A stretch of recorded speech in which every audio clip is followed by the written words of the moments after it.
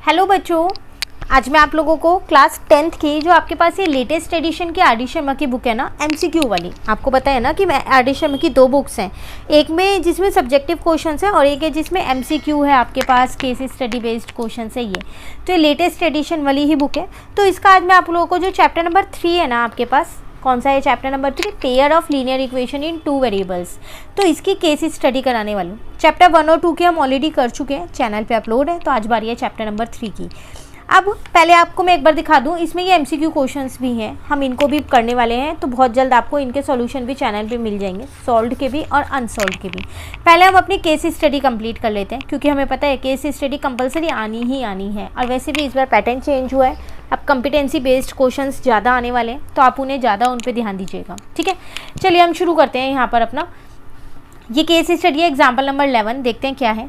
कह रहे a test consist of true और फॉल्स क्वेश्चन। एक टेस्ट हुआ जिसमें ट्रू फॉल्स क्वेश्चंस थे।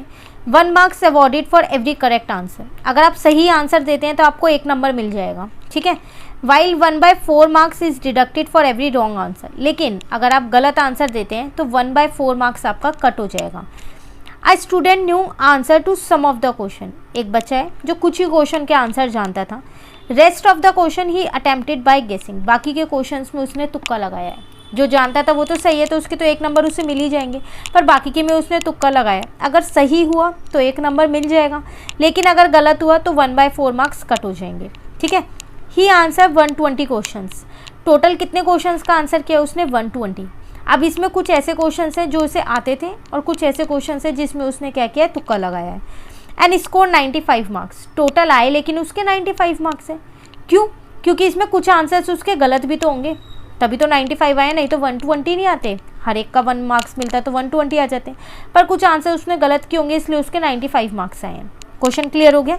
अब इसमें बेस्ड जो क्वेश्चंस दे रखे हैं उन्हें ध्यान से समझना, काफ़ी इंपॉर्टेंट केस स्टडी है। If answer to all question he attempted by guessing were wrong. मान लो जितने भी क्वेश्चंस उसने तुक्के में अटेम्प्ट किए थे वो सारे ही गलत थे, ऐसा मान लो कह रहे हैं। Then the number of questions he answer correctly. फिर बताओ कि कितने आंसर का जवाब उसने सही दिया होगा, ये बताओ।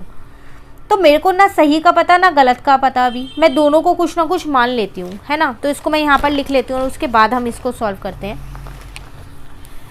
तो मैं क्या करती हूँ यहाँ पर, फर्स्ट वाले में ध्यान से समझना। तो मैंने यहाँ पर सपोज कर लिया, suppose he answered X questions by guessing, मतलब तुक्के में उसने X क्वेश्चंस किए हैं। And he knew answers to Y question.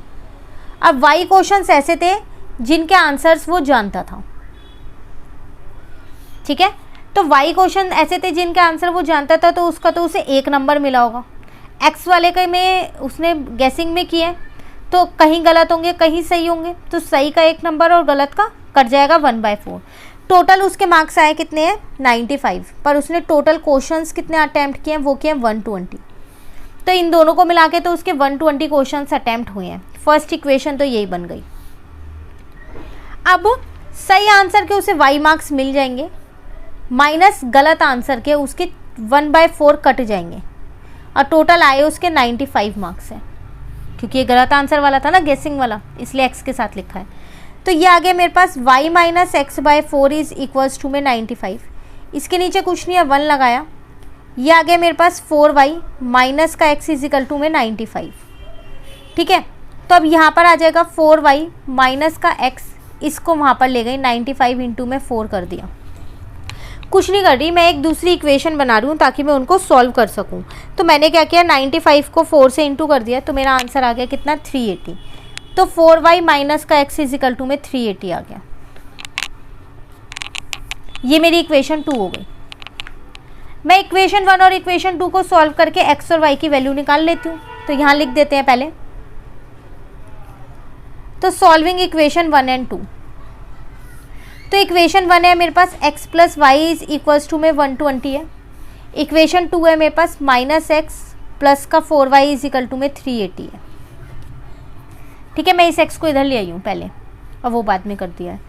तो ये तो कट जाएंगे, तो ये आ जाएगा मेरे पास 5y और यहाँ पर क्या हो जाएगा, 380 में 120 प्लस हो जाएगा तो 500 हो जाएगा।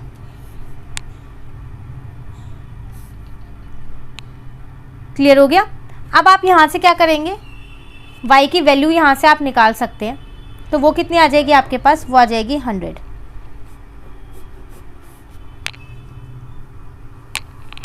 ठीक है। अब इस 100 से आप कहीं पर भी पुट करके x की वैल्यू निकाल सकते हैं।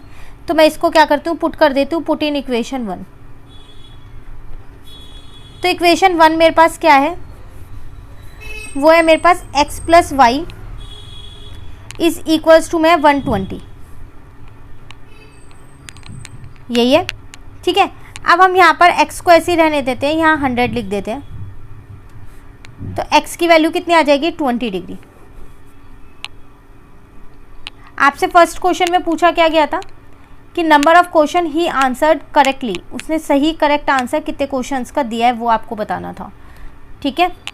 तो सही आंसर वाला आपने क्या माना था, यहाँ पर देखो, सही आंसर वाला आपने माना था y। अब y की वैल्यू कितनी आई थी, 100, तो इसका आंसर आपके पास आ जाएगा यहाँ 100। क्लियर। क्वेश्चन नंबर 2 में आपसे यहाँ पर क्या रह रहा है, the number of questions he guessed, कितने क्वेश्चंस उसने गेस किए थे, तो वो x माना था, वो हमारा 20 आया, तो यहाँ पर आ जाएगा 20। क्लियर।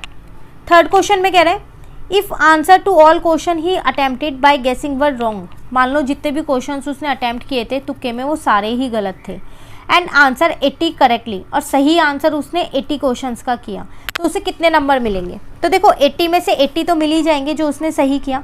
टोटल क्वेश्चन उसने 120 अटेम्प्ट किए थे, आपको स्टार्टिंग में ही बता दिया गया था।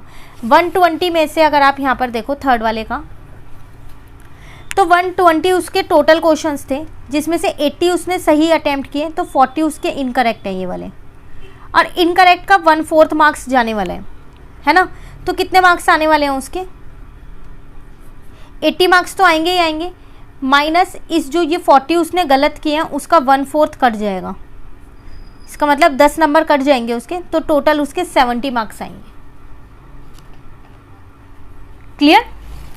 नेक्स्ट फोर्थ में क्या कह रहे हैं, 4 ही क्वेश्चन है, 5 पार्ट नहीं है इसमें, लास्ट है। If answer to all question he attempted by guessing were wrong, again जितने भी क्वेश्चन उसने तुक्के में किए थे वो सारे ही गलत हैं, then the number of questions answer correctly, तो बताओ कितने आंसर उसने सही दिए होंगे अगर उसके 95 मार्क्स आते हैं। तो ऊपर वाला ही क्वेश्चन है, वहाँ मार्क्स आपसे पूछ रहा था और यहाँ पर आपको मार्क्स दे दिए और सही को आंसर आपसे पूछ रहे हैं, तो उसको x मान लो आप। ठीक है। तो कैसे करेंगे, फोर्थ वाला पार्ट देखो, मैं क्या करती हूँ यहाँ पर लेट कर लेती हूँ, let x questions were answered correctly. ठीक है। तो x के तो 1 मार्क्स मिलेंगे उसको, माइनस उसने कितने क्वेश्चंस गलत किए वो आपको बताया नहीं, टोटल 120 क्वेश्चन थे, उसमें से x को हटा दो, उसके 1/4 मार्क्स कट हो जाएंगे। अगेन टोटल 120 क्वेश्चंस थे, तो हमने यहाँ इनकरेक्ट ऐसे ही तो निकाले थे, 120 में से 80 माइनस करके, इस बार मैंने यहाँ 120 में से x को माइनस कर दिया क्योंकि मुझे करेक्ट आंसर वाले नहीं पता है, और टोटल मार्क्स उसके कितने आए हैं, 95 आए हैं। तो ये हो जाएगा x यहाँ पर। ठीक है। इसको अंदर सॉल्व कर लेते हैं हम, माइनस यहाँ पर आ जाएगा 30 और प्लस का आ जाएगा आपके पास 4x, x/4 sorry, is equal to में 95 हो गया। अब ये वाली x की टर्म है, ये वाली x की टर्म है। ठीक है। तो ये मिला के आपका कितना हो जाएगा, यहाँ पर 5x/4 हो जाएगा, और इस 30 को उधर ले जाती हूँ तो 95 प्लस का 30 हो जाएगा, तो ये आपके पास आ गया 5x इज इक्वल्स टू, इन दोनों को प्लस करोगे तो 125 आएगा, 4 यहाँ पर डिवाइड का इधर आके मल्टीप्लाई का आ जाएगा। x की वैल्यू अब आप निकाल सकते हो, 125 इंटू में 4 कर दो, अपॉन में 5 कर दो, तो x की वैल्यू आपकी निकल जाएगी कितनी, 100। तो इसका मतलब टोटल उसने कितने क्वेश्चन सही किए, 100 क्वेश्चन सही किए। क्लियर हुआ क्वेश्चन। ठीक है। चलिए, तो तो ये थी हमारे पास एक केस स्टडी, काफ़ी इंपॉर्टेंट केस स्टडी थी, बिल्कुल अच्छे से आप इसको कीजिएगा। कहीं भी दिक्कत लगे आप कमेंट करके ज़रूर पूछिएगा। कई बार देखो इस बुक में ऐसा होता है कुछ आंसर्स गलत भी होते हैं। आपने जैसे अभी मैंने आपको बताया टोटल लास्ट वाले में हमारे पास कितने हैं 100 क्वेश्चन उसने सही किए हैं, तो इसका मतलब 20 क्वेश्चन उसने गलत किए होंगे, है ना। तो यही चीज़ आपको बोल रखी थी, देखो यहाँ स्टार्टिंग में 95 मार्क्स आएंगे और यहाँ भी 95 मार्क्स की बात कर रहा था। तो जो इसका फर्स्ट पार्ट है उसका सॉल्यूशन इसमें आपको गलत दे रखा है, तो जो मैंने करवाया आप उसी के अकॉर्डिंग ही कीजिएगा, ठीक है। तो नेक्स्ट क्लास में मैं आपको चैप्टर नंबर 4 की एक केस स्टडी कराऊंगी। पहले हर चैप्टर की एक एक केस स्टडी हम करेंगे इस बुक से, फिर आगे की करने वाले हैं। तो आप अगर चैनल आपने सब्सक्राइब नहीं कर रखा तो सब्सक्राइब कर लीजिए और बेल आइकन को भी ऑन कर लीजिए, ताकि जब भी वीडियो डले क्लास 10 की तो आपको उसकी नोटिफिकेशन मिल जाए। और अगर वीडियो को आपने लाइक नहीं किया है तो वीडियो को भी लाइक कर दीजिए, अपने फ्रेंड्स के साथ भी शेयर कीजिएगा।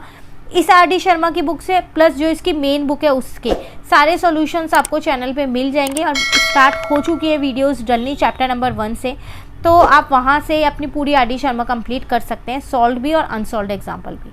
तो मिलते हैं कल की क्लास में जिसमें मैं आपको नेक्स्ट चैप्टर की केस स्टडी कराऊंगी। तब तक के लिए bye bye, thank you, have a nice day.